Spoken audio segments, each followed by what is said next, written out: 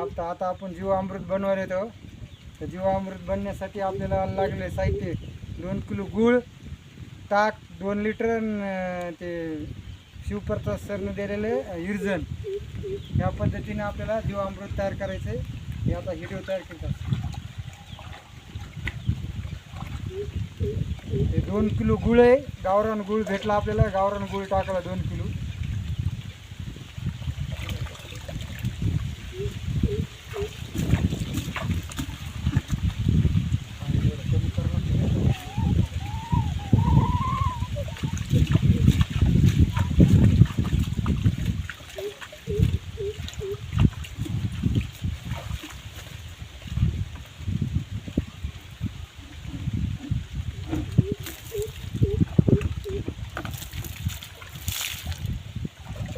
पाणी थोडं जास्त झाल्यामुळे काढून घेतलेलं आहे.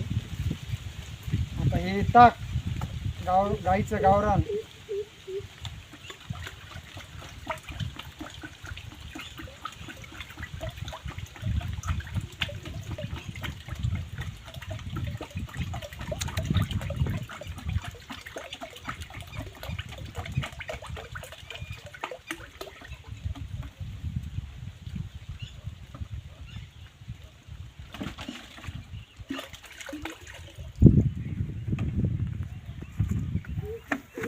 हे 1 लिटर इर्जन शिवप्रसाद सरने दिलेलं आपल्याला विनामूल्य दिलेले.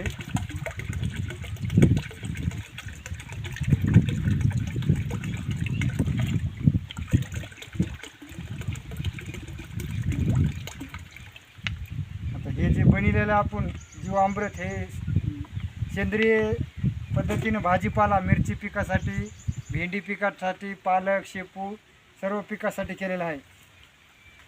कर बंद.